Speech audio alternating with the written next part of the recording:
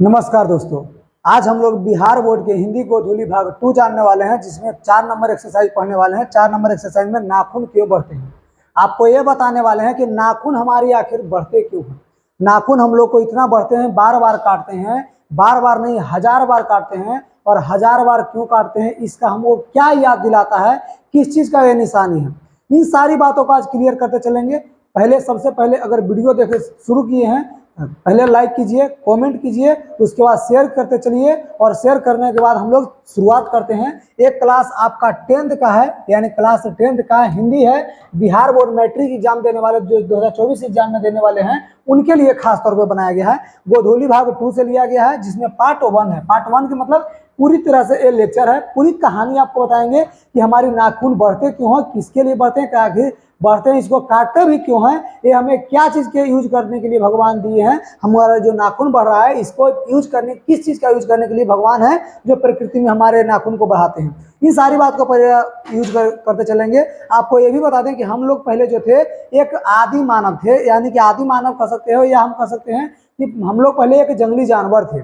जंगली जानवर से यानी कि धीरे धीरे करके हम लोग आदमी बने हैं, यानी कि क्या बने हैं, धीरे धीरे करके एकदम बिल्कुल 4 पैरों पे चलते थे। 4 पैर से यानी 2 पैर और हाथ से चलते थे। उसके बाद धीरे धीरे करके हमारा विख्यात हुआ, यानी मानव का विकास हुआ, और धीरे धीरे करके हम लोग मानव बने। और उस जमाने में हम लोग नाखून का अस्त्र के रूप में यूज करते थे। ये सारी बातें हम लोग शुरुआत करेंगे। सबसे पहले लेखक के बारे में जान लें। लेखक के बारे में अधिकतर आपको जानना जरूरी होता है। लेखक के बारे में कुछ लोग नहीं जानते हैं, समझते हैं कि कहानी में तो इसमें मेन है, लेकिन कहानी से ज्यादा आपको लेखक का जानना जरूरी होता है। इसलिए पहले लेखक के बारे में आपको बताते हैं कि शीर्षक का नाम है नाखून क्यों बढ़ते हैं। शीर्षक का नाम है नाखून क्यों बढ़ते हैं, जिसके लेखक का नाम है हजारी प्रसाद द्विवेदी। इसमें देखिए, आपको पहचानने के लिए या आपको याद करने के लिए एक ट्रिक भी दिया गया है कि नाखून क्यों बढ़ते हैं। नाखून बढ़ता है हजारों बार, नाखून हजारों बार बढ़ते हैं और हजारों बार काटते हैं। और बढ़ता क्यों है, हजारों बार बढ़ते हैं, हजारों बार काटते हैं, इसलिए हजारी प्रसाद द्विवेदी। इसके लेखक कौन है, हजारी प्रसाद द्विवेदी। लेखक कहते हैं कि नाखून जो है हजारों बार बढ़ता है, हजारों बार काटते हैं, हजारों बार बढ़ता है और हजारों बार काटते हैं, इसलिए लेखक हजारी प्रसाद द्विवेदी हो जाएंगे।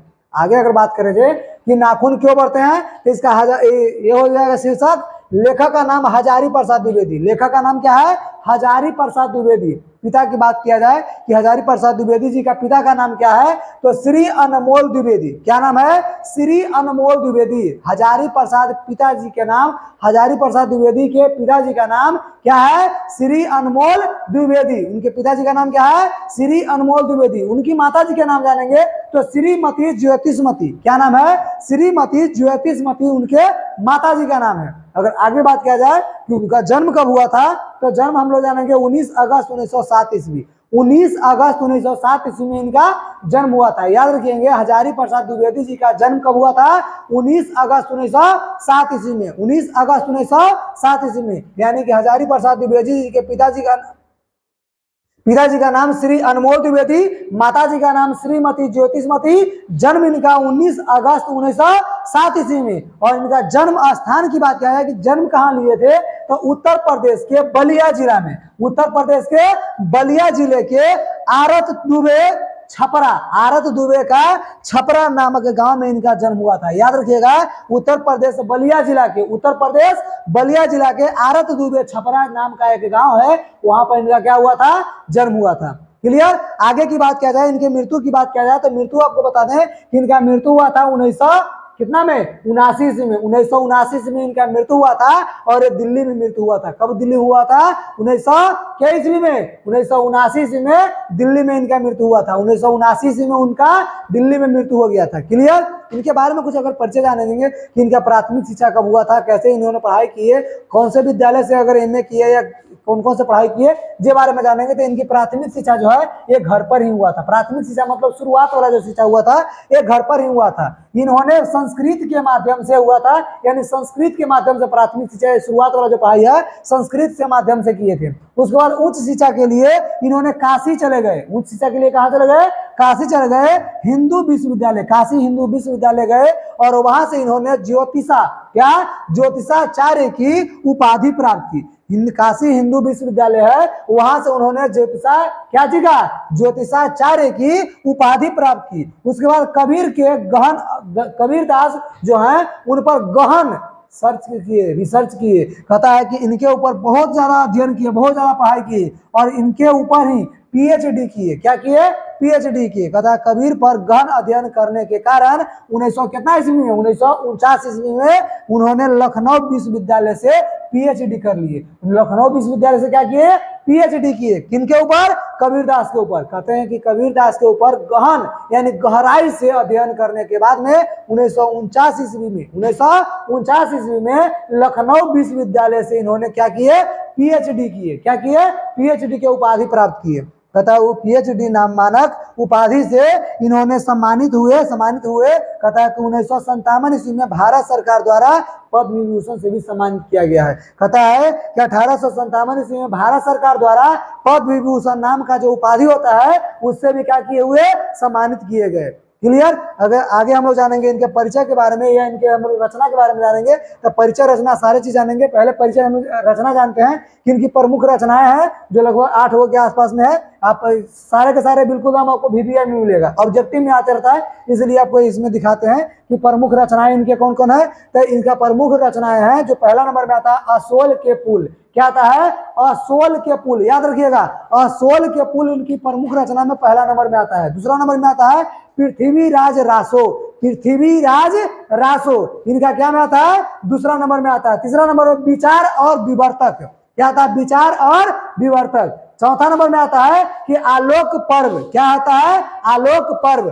पांचवा नंबर की बात किया जाए तो बाण भट्ट की आत्मकथा। बाण भट्ट की आत्मकथा। अगला जानेंगे कि हिंदी साहित्य का आदिकाल। हिंदी साहित्य का आदिकाल, हिंदी साहित्य की भूमिका, हिंदी साहित्य की भूमिका और विश्व भारती जो शांति निकेतन आदि से है। शांति निकेतन का से है?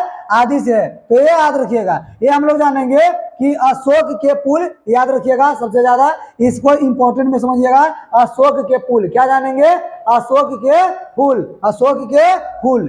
अशोक क्या? अशोक के फूल। अशोक के फूल। तो ये याद रखिएगा सबसे पहला नंबर में जो है अशोक के फूल है। अशोक के क्या है? फूल है। उनके बाद में हम थोड़ा जानेंगे कि इनको पद्म विभूषण से सम्मानित किया गया।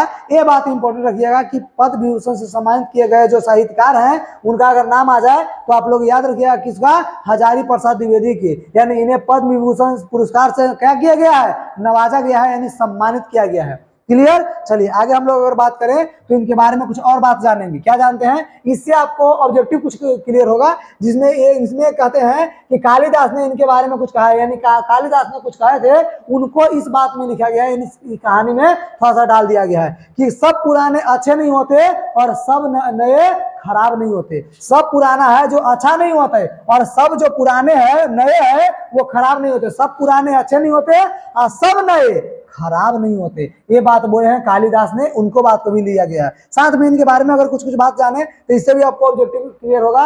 ये हजारी प्रसाद द्विवेदी जी का एक पुत्री होती है और उसी ने एक कहानी के बारे में आपको यानी कि क्वेश्चन कर देती है कि दादाजी, उनकी एक बेटी होती है, उसी ने बोल देती है कि पिताजी हमारी नाखून क्यों बढ़ती है। वही बोलती है कि हमारी नाखून क्यों बढ़ती है और इसी के वजह से उनके सामने प्रश्न आता है। उस प्रश्न का जवाब ये नहीं दे पाते, लेकिन फिर भी इस प्रश्न के जवाब ढूंढने के लिए और जवाब देने के लिए काफी है जो बहुत अच्छे से समझाए हैं और ये हम लोग कहानी में जानेंगे। चलिए अगला नंबर कहता है कि इंद्र का वज्र दधीची मुनि के हड्डियों से बना है। कहता है इंद्र का जो वज्र है वो दधीची मुनि के हड्डियों से बना था। किसका बना था? दधीची मुनि के हड्डियों से बना था। क्या? इंद्र का वज्र। अगला जानेंगे कि आर्यों ने लोहा का आविष्कार किया था। आर्यों ने किसका आविष्कार किया था? लोहा का आविष्कार किया था। आर्यों ने लोहे का आविष्कार किया था। अगला नंबर क्वेश्चन देखेंगे। अगला नंबर हम लोग देखेंगे ये पाठ का परिचय। कहता है कि प्रस्तुत निबंध नाखून क्यों बढ़ते हैं। प्रस्तुत निबंध नाखून क्यों बढ़ते हैं में मनुष्य की मनुष्यता का साक्षात्कार कराया गया है। यानी नाखून क्यों बढ़ते हैं, इसमें मनुष्य की मनुष्यता का, यानी कि जो मनुष्य है, मनुष्य इंसान के इंसानियत को साक्षात्कार कराया गया, सामने से प्रकट कराया गया है कि कोई भी इंसान जानवर की तरह ना दिखे। इसके वजह से नाखून क्यों बढ़ते हैं इस बात को दिखाया गया है इस कहानी में। साथ में कहते हैं कि लेखक के अनुसार नाखून का बढ़ना मनुष्य की पाशवी मतलब पशु यानी जानवर के प्रवृत्ति का प्रतीक है। कहता है कि नाखून को बढ़ना, नाखून जो बढ़ता है तो ये जानवर को दिखाता है कि हम पहले एक प्रकार के जानवर थे। हम क्या थे? हम एक जानवर थे। कहता है लेखक के अनुसार नाखून का बढ़ना मनुष्य की पाशविक वृत्ति की प्रतीक है और उन्हें काटना या न बढ़ने देना उसमें निहित मानवता का विकास करता है, कि मानवता दिखाता है। अगर आपका नाखून बढ़ रहा है तो जानवर को दर्शा रहा है कि आप एक प्रकार के क्या है? जानवर हैं। और हम मनुष्य नाखून को काट देते हैं और काट को हम अपने इंसानियत को दिखाते हैं कि हम भी एक मानव है, जानवर ना है। ये हम काटना जानवर मनुष्यता का और बढ़ाना ये जानवर का प्रतीक दिखाता है कि हम एक प्रकार के जानवर जो अपना नाखून बढ़ा करके रखते हैं, इसका मतलब उसके अंदर जानवर का, पशु का निशानी है। और जो नाखून काट रहा है उसके अंदर इंसानियत यानी कि मनुष्यता का निशानी है, ये दर्शाता है। आज से कुछ लाख वर्ष पहले हम लोग एक प्रकार के जानवर थे, यानी जिस समय हथियार का यूज नहीं हुआ था, आविष्कार नहीं हुआ था, जिस समय आविष्कार किसका नहीं हुआ था? हथियारों का यूज नहीं हुआ था, उस समय हम लोग नाखून को ही हथियार के रूप में यूज करते थे, यानी अस्त्र के रूप में यूज करते थे। आपको बताते चले इसके बारे में कि हम लोग अस्त्र किसे कहते हैं, शस्त्र किसे कहते हैं। अधिकतर लोगों को नहीं पता होगा कि अस्त्र शस्त्र होता क्या है। अस्त्र शस्त्र के बारे में आपको बता दे कि अस्त्र मतलब ही हथियार होता है और शस्त्र के मतलब ही हथियार होता है। हथियार होता है दो प्रकार के, अस्त्र है, एक शस्त्र होता है। अस्त्र के मतलब समझा दे आपको। अस्त्र उसको कहते हैं जो हाथ से पकड़े चलाते हैं, यानी पकड़ करके चलाते हैं, उसको अस्त्र बोलते हैं। और जो फेंक करके, बिग करके, छोड़ करके चलाते हैं उसे शस्त्र कहते हैं। याद रखिएगा, अस्त्र उसको बोलते हैं जिसको हम पकड़ करके चलाते हैं। जैसे तलवार को हम डायरेक्टली पकड़ते हैं, पकड़ करके किसी को मार धार करते हैं यानी कि चलाते हैं, तो इसको हम बोलेंगे अस्त्र। आज जिसको भाला हो गया, हम फेंक करके चलाते हैं। जब किसी को फेंक करके चलाएं, मार करके चलाएं, बिक करके चलाएं, तीर कमान देखे होंगे, बिक करके चलाया था, तो तीर हो गया, क्या हो गया? शस्त्र हो गया। और धनुष हो गया वो अस्त्र, क्योंकि धनुष को हम हाथ में रखे हुए रहते हैं और तीर को छोड़ देते हैं, तो तीर हो गया शस्त्र और धनुष हो गया अस्त्र। जिसको हम हाथ से चलाते हैं पकड़ करके, उसे हम अस्त्र कहेंगे, और छोड़ करके चलाते हैं उसे क्या बोलेंगे? शस्त्र कहेंगे। आप लोग कभी कभी हो सकता है कंफ्यूजन आ जाए या बाद में आपको भूल जाए, तो याद रखिएगा अस्त्र और शस्त्र की बात में। देखिए अस्त्र और शस्त्र, अस्त्र में भी और शस्त्र में, दोनों का आप पहचान सकते हैं, कभी नहीं भूलिएगा जिंदगी में, कभी नहीं। अगर बात आप याद रखिएगा तब। अस्त्र मतलब पहले अ आता है कि पहले स आता है? तो पहले अ आता है, यानी अभिरी, अ आता है पहले, अ आता है पहले, यानी हमारे पास जो रह जाएगा उसको अस्त्र कहेंगे। और स आता है बाद में, यानी जो बाद में रहे, दूर रहे, तो उसको बोलेंगे शस्त्र। यानी वैसा हथियार जिसको पास में रख करके चलाते हैं अस्त्र कहेंगे, और वैसा हथियार जिसको हम छोड़ करके चलाते हैं उसे शस्त्र कहते हैं। क्लियर? कंफ्यूजन अगर दूर हो गया तो हम लोग चलेंगे इसमें। कहता है आज से कुछ ही लाख वर्ष पहले जब मनुष्य एक वन मानुष था। क्या था? वन मानुष मतलब जंगली जीव, यानी जंगल में रहने वाले। जंगल में हम लोग घर बनाकर नहीं रहते थे, एक गांव बसा करके नहीं, शहर बसा करके नहीं, हम लोग जंगल में रहा करते थे। उस समय की बात करता है, आज से कुछ लाख वर्ष पहले, यानी कि लाखों वर्ष पहले की बात कर रहा है। आज से लाखों वर्ष पहले मनुष्य जब जंगल में रहता था, वन मानुष की तरह, मनुष्य जब है कि वन मानुष की तरह जंगली था, जंगल में रहता था। और उस समय नख मतलब नाखून ही उसका अस्त्र होते थे, हथियार के रूप में यूज किया जाता था। नख को ही क्या के रूप में यूज करते थे? हथियार के रूप में यूज करते थे। और आजकल आधुनिक मतलब आज वर्तमान समय में मनुष्य ने अनेक विनाशकारी अस्त्र शस्त्र का निर्माण कर लिए हैं। आजकल अभी के समय में देखिएगा तो बम बारूद, गोली बंदूक से लेकर के कई सारे विनाशकारी जो चीज है वो आजकल आविष्कार कर चुके हैं। और नख, पहले उस जमाने कोई हथियार नहीं था, इसलिए हम लोग नाखून का यूज करते थे। अब देखे होंगे किसी भी जानवर का, चाहे बाघ हो, शेर हो, सियार हो, वो भी कोई चाकू, छुरा, भाला और नहीं लिए हुए रहता, गोली बंदूक नहीं लिए रहता किसी को मारने के लिए। वो अपने नाखून से और जो दांत होता है उस जबड़े से ही शिकार करता है। और हम लोग भी पहले वैसे ही शिकार करते थे, और हम लोग भी पहले शिकार करके ही जंगल में समय बिताते थे। तो वही कहता है कि पहले के जमाने के जो लोग होते थे वो दांत से और नाखून से ही शस्त्र का यूज करते थे, अस्त्र का यूज करते थे। लेकिन आजकल आधुनिक युग में, यानी आजकल के समय में मनुष्य ने कई सारे विनाशकारी हथियार, अस्त्र शस्त्र का निर्माण कर चुका है, आविष्कार कर चुका है। अतः नाखून बढ़ते हैं तो उन्हें कोई बात नहीं, नाखून बढ़ता है तो कोई बात नहीं, पर उन्हें काटना मनुष्यता की निशानी है। आप उनको काट रहे हैं, ये हमारी मनुष्यता की निशानी है। हमें क्या होना चाहिए? हमें चाहिए कि हम अपने भीतर के, हमारे भीतर हमें चाहिए कि हम अपने भीतर के मनुष्यता को क्या करें? एक चिन्हों को त्याग दे, मनुष्यता के चिन्हों को त्याग, पशुता के चिन्ह को त्याग दे। हमें चाहिए कि हम अपने भीतर रह रहे पशुता के चिन्हों को त्यागे, यानी हमारे अंदर जो जंगली जानवर है, ये जानवर को चिन्ह को हम लोग हटा दें, और हमारे अंदर जानवर का जो चिन्ह है ये दो है, एक तो बाल है और दूसरा नाखून है। बाल भी खत्म नहीं हुआ है और ना ही होगा, और नाखून भी खत्म नहीं हुआ नहीं होगा। ये कई सालों से, कई लाखों वर्ष से चलते आ रहा है, हजारों साल से चलते आ रहा है, और शायद हजारों पीढ़ियों तक ये आगे चलते रहे। तो इसको बात बताते हैं कि इस पशुता के निशानी को हमको खत्म करना, ये मनुष्यता की निशानी है, और उनके स्थान पर मनुष्यता को अपनाएं, यानी पशु के निशान को त्याग दे और मनुष्य का निशानी को अपना करके, यानी कि हम लोग नाखून को काट करके पशुता को निशानी को मिटाएं, और नाखून काट करके हम लोग मानवता के निशानी को बचा करके अपना करके रखें। क्लियर? चलिए, यहां से हमारा सारांश होता है शुरू, यानी पाठ आपका कहानी शुरू यहां से होता है। यहां तक जो हम लोग सुने, ये सिर्फ परिचय था लेखक के बारे में और साथ में कहानी के बारे में। यहां से आपका असली कहानी, असली खेल आपका शुरू होता है। यहां से कहानी में आपको मजा आएगा। बिल्कुल शुरुआत से थोड़ा सा देखिए ध्यान से, और यहां से स्ट्रोक नहीं कीजिएगा, यहां से आप लोग बिल्कुल भगा कर नहीं देखिएगा, डायरेक्टली आराम से देखिए। एक चीज आपको समझ में आएगा। अगर एक आध चीज गलती गड़बड़ होता है तो आप कमेंट बॉक्स में दीजिए, उसको क्वेश्चन है में आपको समझाएंगे तो समझाएंगे, ये बिल्कुल पूरा दावा के साथ कहेंगे आपको। चलिए कोई बात ना, हम लोग इसमें क्लियर करते हैं। देखिए क्या कहता है कि प्रस्तुत पाठ नाखून क्यों बढ़ते हैं।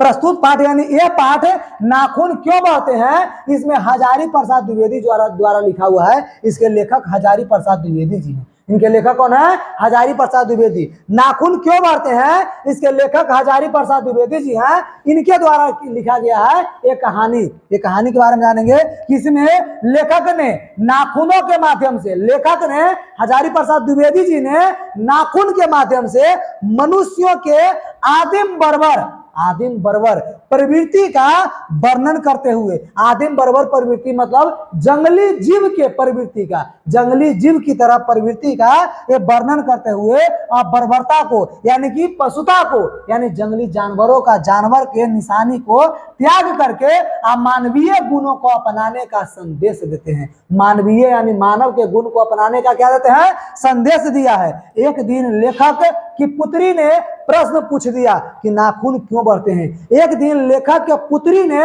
लेखक से प्रश्न पूछ दिया, हजारी प्रसाद द्विवेदी जी से प्रश्न पूछ दिया कि बाबा नाखून क्यों बढ़ते हैं। क्या पूछा कि बाबा नाखून क्यों बढ़ते हैं, और एक बात प्रश्न जो है उनको झकझोर करके रख दिया, और उनके सामने क्वेश्चन जो होता है, क्वेश्चन का आंसर दिखा ही नहीं। और इसके वजह से उन्होंने एक कहानी बताए, यानी कि उस कहानी के माध्यम से समझाया। कहता है कि बालिका ने इस प्रश्न से लेखक का हत प्रश्न, यानी कि बिल्कुल बोलती बंद कर दिया। ये जब प्रश्न किया तो लेखक की बोलती बंद हो गए, और प्रतिक्रिया के रूप में, यानी प्रतिक्रिया के रूप में, उसका जवाब देने के रूप में लेखक ने इस विषय पर, मानव सभ्यता के विकास पर अपना विचार को प्रकट करते हैं कि मानव और जंगली जानवर जो होते हैं, मानव जो मानवता और पशुता के बीच का जो संबंध होता है, रिलेशन होता है, उस पर विचार प्रकट करते हुए आज से लाखों वर्ष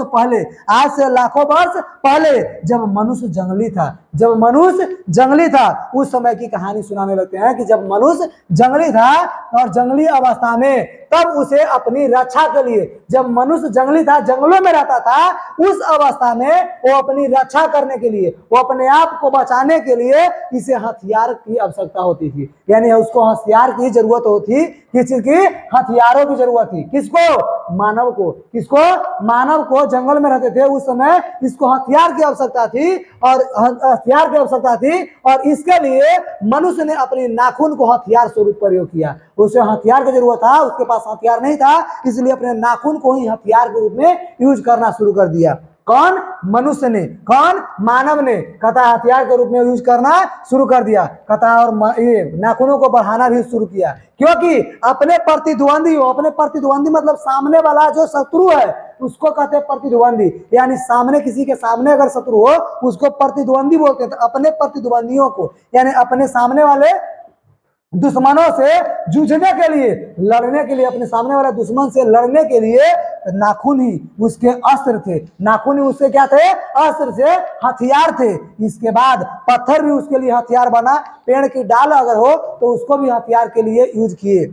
साथ में उनके व्यवहार होने लगा। कहता कि इसी बार से उनके डाल की जो है, पेड़ की डाल के आदि का व्यवहार होने लगा, यूज होने लगा। और इस प्रकार जैसे जैसे मानव सभ्यता का विकास हुआ, जैसे जैसे मानव का विकास हुआ, मानव सभ्यता का विकास होते गया, मनुष्य अपने हथियार में भी विकास करने लगा। यानी मानव सभ्यता का विकास हुआ, वैसे वैसे हथियार का भी विकास होने लगा। यानी पहले नाखून, उसके बाद हम लोग क्या चीज का? पत्थरों का भी हथियार बनाने लगे, डाल का हथियार बनाने लगे पेड़ों का, और उन सभी से चाकू भाला बनाने लगे। लकड़ी का हम लोग भाला बनाते थे, तलवार बनाते थे, यहाँ तक पत्थरों का भी तलवार, चाकू और छुरी बनाना शुरू करने लगे। उसके बाद धीरे धीरे लोहा का जब आविष्कार हुआ, तो उसके बाद हम लोग लोहा का और तीन हो, सोना हो, चांदी हो, ये सब का थाली वगैरह सब बनाने लगे। लेकिन धीरे धीरे करके आविष्कार शुरू हुआ। कहता है कि जैसे जैसे मनुष्य है वो अपने विकास हुआ, मानव सभ्यता का विकास हुआ है, जैसे जैसे मानव सभ्यता का विकास होते गया, वैसे ही मनुष्य के हथियारों का भी विकास होने लगा। कहता है कि जो इस बात का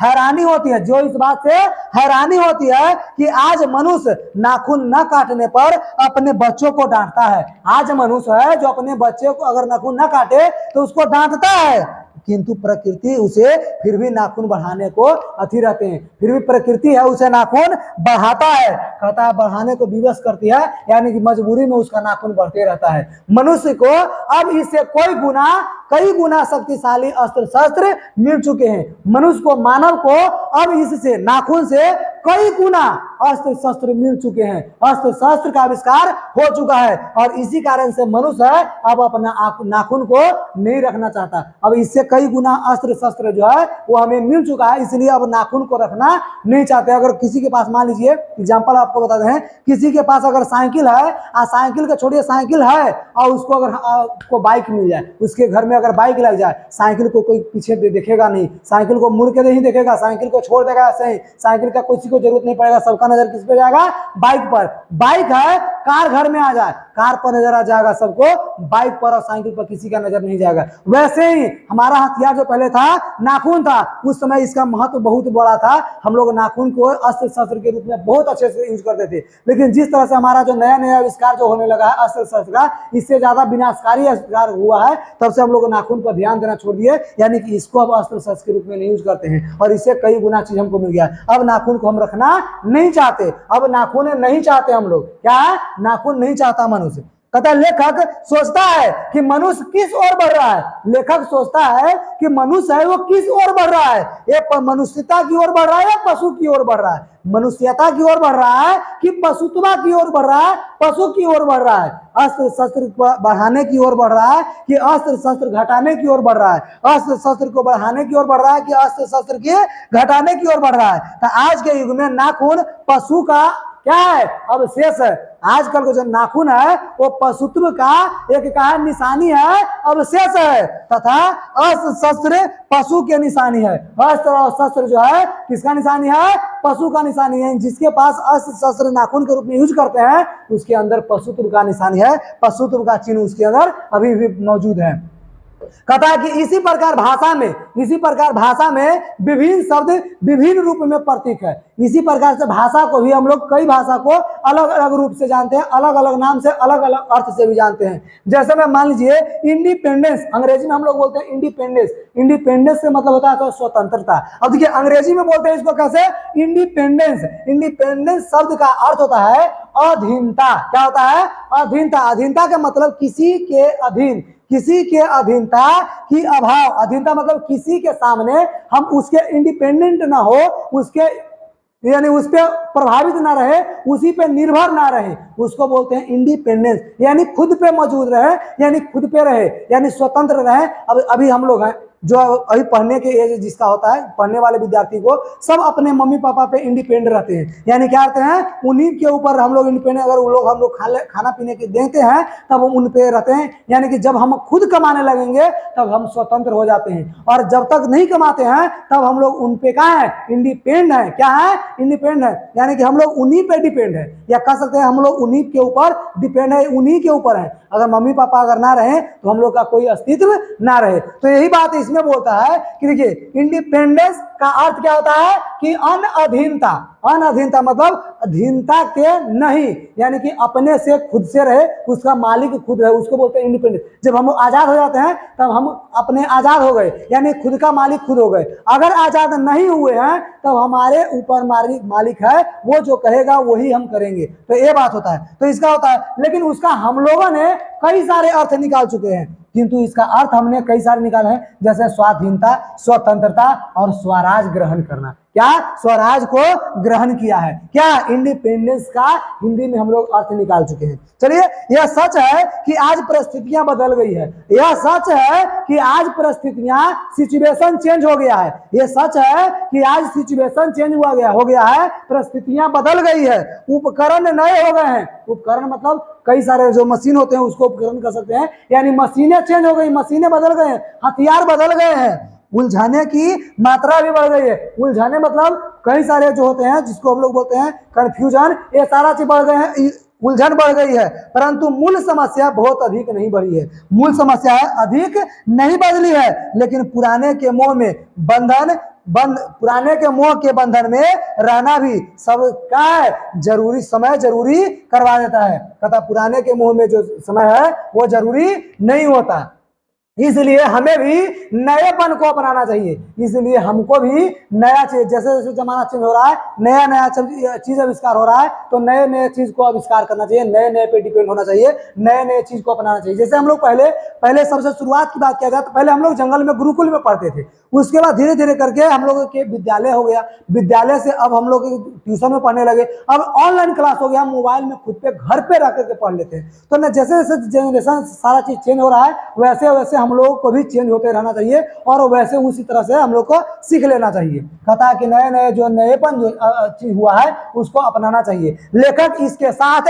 हमें भी यह अध्ययन करना चाहिए। लेखक कहता है कि इसके साथ हमें भी यह चीज का अध्ययन करना रखना चाहिए, ध्यान रखना चाहिए। क्या रखना चाहिए? इस चीज का हमें ध्यान रखना चाहिए कि नए की खोज में हम अपना सर्वस्व ना खो दे। नए की चीज में, यानी कि ऐसा नहीं कि हम नए की खोज के चक्कर में पुराने वाले सब चीज को भूल जाए, यानी नए चीज हम लोग नए मम्मी पापा मिलने के चक्कर में पुराने वाले अपने मम्मी पापा को, खुद के जो मम्मी पापा हैं उनको भूल जाएंगे। ऐसा नहीं करते, नए वाले चीज के लिए पुराने वाले को भी आपको ध्यान रखना चाहिए। आपको ये पता होना चाहिए कि हम देखिए पुराना वाला यूज करें, पुराना वाला खराब है तब छोड़ दीजिए, लेकिन अगर पुराना वाला आपको नए वाले से दमदार है तो उसको हम बरकरार यानी कि अपने पास रखेंगे। जैसे एक कबीरदास ने कहे थे, एक लाइन बोले, क्या बोले हैं कालिदास ने, क्या बोले हैं कालिदास? एक लाइन बोले हैं कि सब पुराने अच्छे नहीं होते, सब पुराने अच्छे नहीं होते, लेकिन सब नए भी खराब नहीं होते। सब नए भी क्या नहीं होते? खराब नहीं होते। जैसे आपको एग्जांपल से भी मान लीजिए कि अगर कोई कहे कि हमारे पिताजी हैं ये ठीक नहीं है, पिताजी पुराना हो गए, ये खराब है, और जो नए पिताजी जो हमारे मिलने वाले हैं, आप समझ रहे होंगे कि नए पिताजी वो अच्छे होंगे, हमारे पिताजी हैं जो पुराना हो गए, इनको अब ज्यादा वैल्यू नहीं देना है। तो ऐसा नहीं, सब पुराने खराब नहीं होते, सब पुराने अच्छे नहीं होते, यानी सब पुराना अच्छा नहीं होता। लेकिन मम्मी पापा की बात किया जाए तो ये बिल्कुल अच्छा होते हैं। मम्मी पापा को कभी भूल लीजिए ना मत, मतलब आगे वाला सब नए भी होते हैं, वो अच्छे नहीं खराब नहीं होते। यानी कि आप ऐसा नहीं कीजिए कि हमारे जो नए मम्मी पापा हैं उनको भी भूल जाइए, वो भी अच्छे हैं, वो भी खराब नहीं होते। यानी ये आप कह सकते हैं, उन दोनों के बारे में आप जांच पड़ताल पहले कीजिए कि अच्छे कौन है। अच्छे हैं, अगर पुराने वाले हैं अच्छे हैं यूज कीजिए, नए वाले हैं खराब नहीं है यूज कीजिए, पहले जांच परख लीजिए, उसके बाद ये काम कीजिए। चलिए, हम लोग कहते हैं कि अतः दोनों के जांच करके अहित में आपके लायक, हित मतलब आपके लायक, आपके लिए अगर आपके बढ़िया भलाई के लिए अगर है तब उसे स्वीकार करना ही आपके लिए अच्छा होगा, स्वीकार करना ही चाहिए। आगे जानेंगे कि मनुष्य किस बात में पशु से भिन्न है। मनुष्य किस बात को लेकर के पशु से भिन्न है, और कहता है पशु से भिन्न है। कहता है कि मनुष्य किस बात से लेकर के पशु से भिन्न है, पशु से अलग है, और किस बात में एक है। मनुष्य है, आदमी और जानवर में किस चीज के लेकर के दोनों एक है और किस चीज के लिए दोनों अलग अलग है, दोनों की चीज अलग अलग हो जाता है। आहार निद्रा, आहार मतलब भोजन के लिए, हमें भी भोजन की जरूरत होता है, जानवर को भी भोजन की जरूरत होता है। निद्रा मतलब हमें भी नींद आती है, उसे भी नींद आती है, हमें भी अच्छा लगता है, उसे भी अच्छा लगता है, हमें भी खराब लगता है, उसे भी खराब लगता है। इस बात के लिए दोनों एक है। और इसी के दृष्टि से मनुष्य की तथा पशु में समानता है, फिर भी मनुष्य और पशु से भिन्नता भी है। मनुष्य और पशु से क्या है? भिन्न है। मनुष्य में संयम है। मनुष्य में क्या है? संयम। भिन्नता क्या है कि मनुष्य में संयम है। संयम के मतलब आप ये समझ सकते हैं कि संयम मतलब होता है कि आप अपने ऊपर धीरज बांध करके रख सकते हैं, इसको कह सकते हैं संयम। कहता है कि मनुष्य में संयम है, धीरज बांधने की क्षमता है, श्रद्धा है, त्याग है, तपस्या है और एक दूसरे के सुख दुख के प्रति संवेदना का भाव है। लेकिन जो पशु में नहीं है, ये सारी गुण जो है पशुओं में नहीं है, मनुष्यों में है। तो इसलिए इस चीज से वे भिन्न है। खाने पीने ओढ़ने सुख दुख के लिए बात अगर किया जाए तो दोनों हम लोग सेम है, लेकिन ये सारी बातों से मनुष्य और पशु में भिन्नता पाई जाती है। मनुष्य लड़ाई झगड़ा को अपना आदर्श नहीं मानता, वह क्रोधी एवं अविवेक को बुरा समझता है। क्रोधी को और अविवेक को क्या समझता है? बुरा समझता है। लेकिन जानवर ऐसा नहीं समझते। जानवर अच्छा बुरा को नहीं ध्यान देता और उन सभी को लड़ाई झगड़ा जो है ये सब से बिल्कुल अपरिचित बेचारा होता है और वो लड़ जाता है। तो इस सब बात से मनुष्य में और जानवरों में भिन्नता पाई जाती है। आगे हम लोग जानेंगे, अगला पैराग्राफ में कहता है कि लेखक सोचता है कि ऐसी स्थिति में मनुष्य को कैसे सुख मिलेगा। ऐसी स्थिति में मनुष्यों को कैसे सुख मिलेगा, क्योंकि देश के नेता वस्तुओं की कमी के कारण, देश के नेता है वस्तुओं की कमी के कारण उत्पादन बढ़ाने की सलाह देता है। क्या? उत्पादन को बढ़ा दो, वस्तु कम रहा है, उस सामान के उत्पादन बढ़ा दो, उस सामान को और बनाओ, कहता है, सलाह देता है कौन? नेता। लेकिन बूढ़े आत्मा वाले कण, बूढ़े आत्मा वाले कण की ओर ध्यान दिलाते हैं। बूढ़े आत्मा यानी कि पुराने जमाने वाले जो लोग हैं उनको ऊपर जो ध्यान दिलाते हैं। उनका कहना है कि प्रेम बड़ी चीज है। प्रेम है वो बड़ी चीज है जो हमारे भीतर है। प्रेम है ये बूढ़ों के प्रति, बच्चों के प्रति जो हमारा प्रेम है वो हमारा जो सबसे बड़ी क्या है?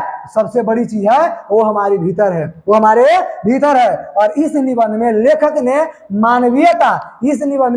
ने मानवीयता पर बल दिया है और महाविनाश से मुक्ति की ओर ध्यान खींचता है कि महाविनाश की ओर हम लोग ना चलें, विनाश की ओर से हमारे अपने तरफ जहां पर विनाश ना हो उस तरफ से खींचने की ओर ध्यान खींचने का काम करते हैं। कौन? लेखक ने। चलिए ये इतना ही था और इसके बाद आपका क्वेश्चन आंसर है जो लघु उत्तरीय और दीर्घ उत्तरीय क्वेश्चन नंबर, जो अगला नंबर आपको वीडियो में मिलेगा, सारा निचोड़ इसमें समझा दिए। बाकी अगर कुछ छूट फूट जाता है तो अगले वीडियो में यानी कि लघु उत्तरीय और दीर्घ उत्तरीय का जो क्वेश्चन आंसर का वीडियो आने वाला है उसमें मिलेगा। और उसमें भी अगर एक आध पॉइंट अगर छूट जाए तो आपको ऑब्जेक्टिव का क्वेश्चन जितना मिलेगा उसमें आपको क्लियर कराते चलेंगे। चलिए लास्ट तक वीडियो देखने के लिए धन्यवाद। Thank you.